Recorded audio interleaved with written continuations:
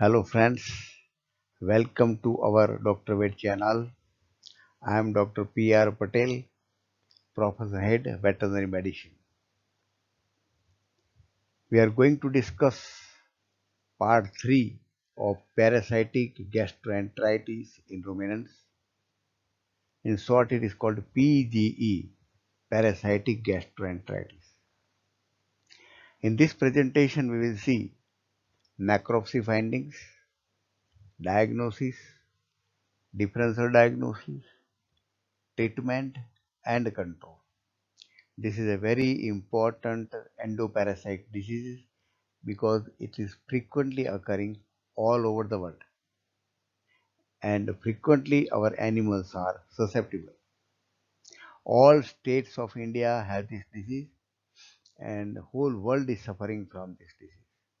This is important for field point of view, from farmer point of view, from animal point of view, and from academic point of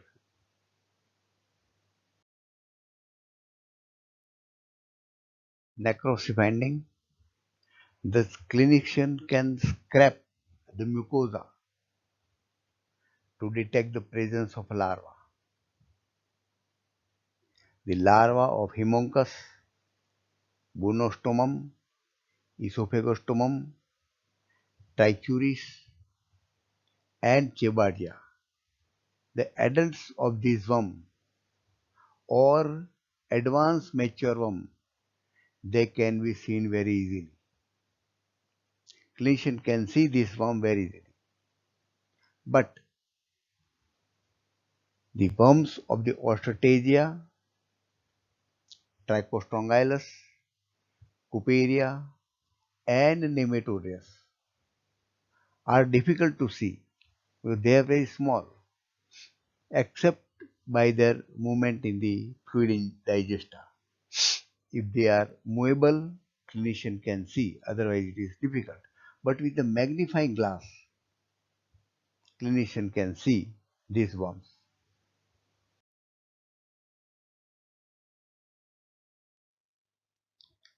In osteotagosis, there are numerous nodules in the abomasum and it gives the appearance just like a Morocco leather that has a valvety and some gritty one, that is Morocco leather. The Trichostrongylus species, initially there is acute, but later they appear as a discrete patch, just like a fingerprint. This is the characteristic of Trichostrongylus species. Over and above the pathology in the abomasum and enteritis, there are circumcised, raised, plaque-like hyperplastic and hemorrhagic lesions in the abomasum. The intestine show catarrhal enteritis. These nematodes are not highly blood suckers, so anemia will not be present, but anemia may be mild because of the nutritional leakage. Otherwise, characteristic lesion, hyperplastic lesion in the abomasum and catarrhal enteritis in the intestine.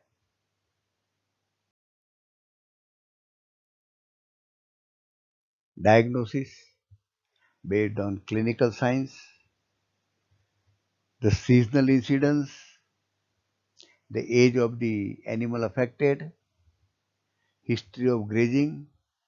These are indicates parasitic infection, but it is not confirmatory. The confirmation can be done by the examination of the fecal samples and counting eggs in the feces. But here remember the eggs per gram must be above threshold level. It must be sufficiently large in number. Simply presence of eggs may not indicate the presence of parasite. It must be accompanied with the typical clinical signs, presence of large number of the eggs, EPG more than 1000, and characteristic clinical signs. That is a positive diagnostic indicator.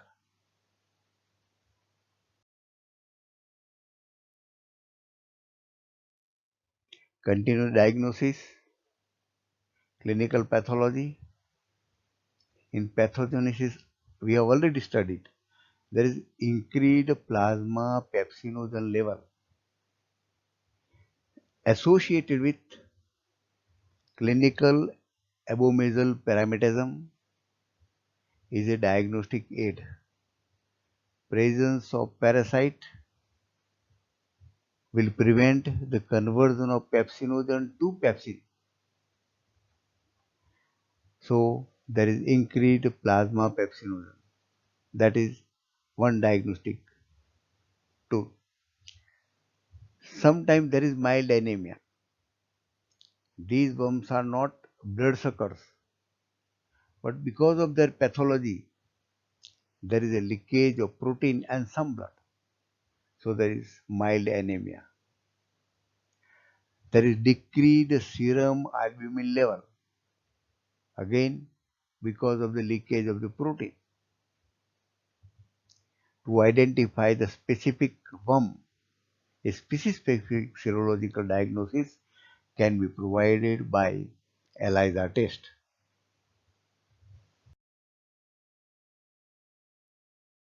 Differential diagnosis. Many diseases produce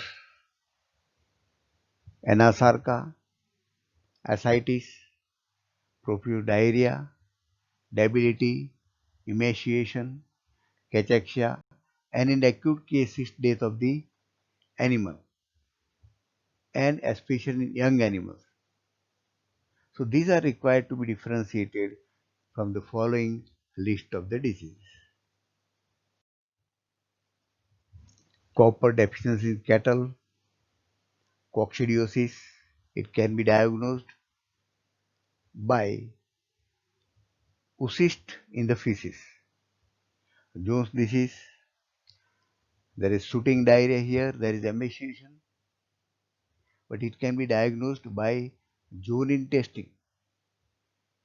Polybacillosis by culture, salmonellosis by culture and serological test, viral gastroenteritis, rinderpest, bovine virus diarrhea can be diagnosed by specific symptoms and vesicles in foot and mouth. At the same time, serological test, amphistomiasis, characteristic egg in the feces, chronic fasciolasis also has a characteristic egg in the feces.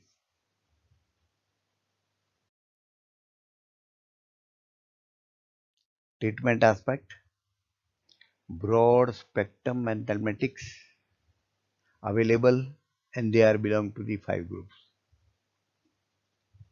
The latest and widely used are benzimidazole drugs, albendazole, fenbendazole, mebendazole, etc. There is imidazothiazoles. Another group, macrocyclic lactones. Fourth group, amino acetonitrile derivatives. And the fifth group, spiroindoles. Of this group, the benzimidazole groups is highly effective, latest, and widely used.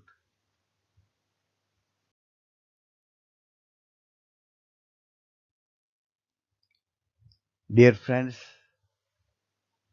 I will discuss here the characteristic ideal anthelmintic should be. When selecting the anthelmintic, it must be ideal. So what are the characteristics? The anthelmintic must be safe to the animal and safe to the other life also. It must be highly effective against adult and immature stages. including inhabited larvae, that is hypobiotic larvae,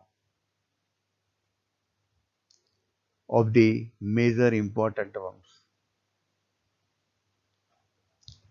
It must be available in a convenient formulation so that it is easy to apply, easy to give to the animal. We have to deal with the farmer. Farmers are poor, so it must be economical also. And the last characteristic is it must be compatible with the other commonly used drugs.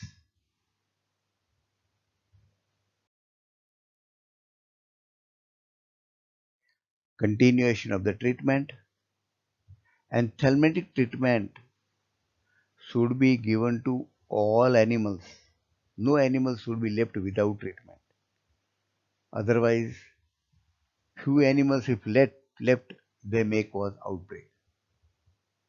At the same time, frequent change of drug is a must to avoid the development of multiple drug resistance in the population. Otherwise, drug has no effect. Severe diarrhea must be treated by giving supportive therapy and intravenous electrolyte fluid solutions. We know that these parasites, nematodes, cause a severe loss of nutrition, both gross deficiency and mineral and vitamin deficiency. So there must be adequate nutrition to these animals, especially protein, minerals, and vitamins.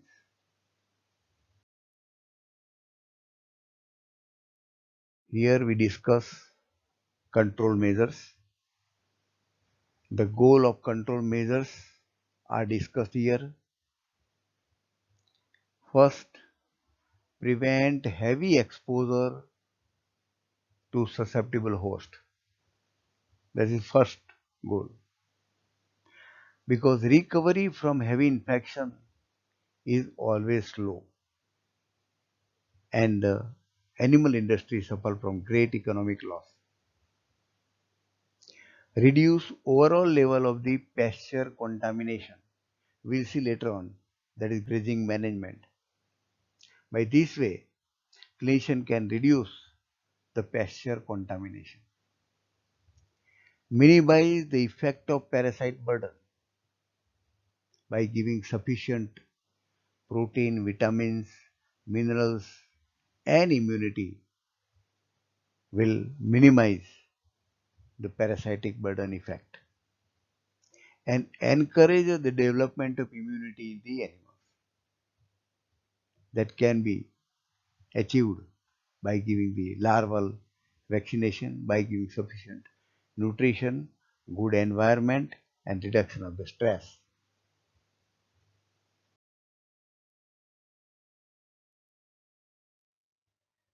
Pasture contamination can be reduced to a negligible level by proper pasture management. Provision of clean pasture would be ideal, but it is very difficult to provide clean pasture.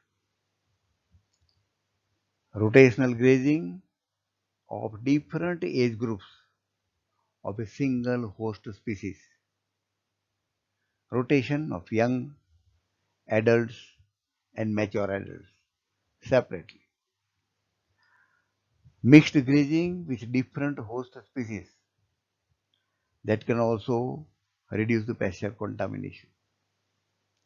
Provide alternate grazing to sheep and cattle according to the species present in the infection.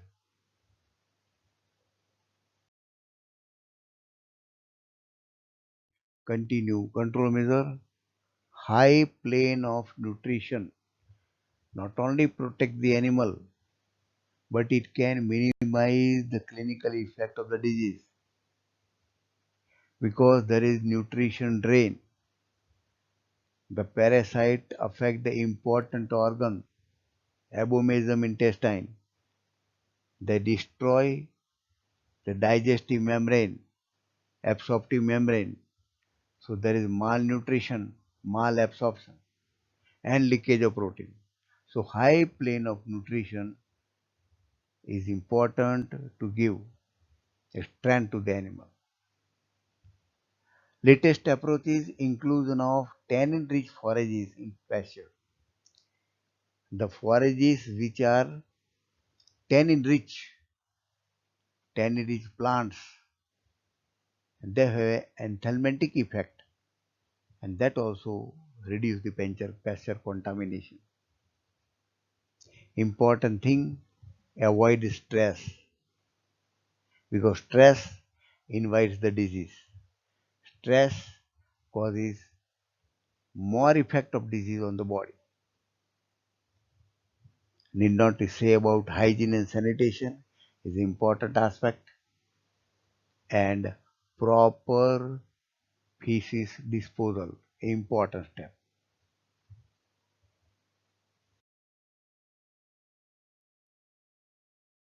Friends, parasitic gastroenteritis is very important disease.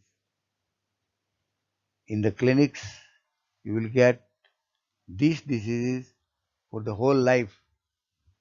So it is very important disease from all aspects. Requested to share this information to all veterinarians and all students to strengthen this channel. Subscribe the channel. Thank you very much for observing this video. With this, we conclude parasitic gastroenteritis.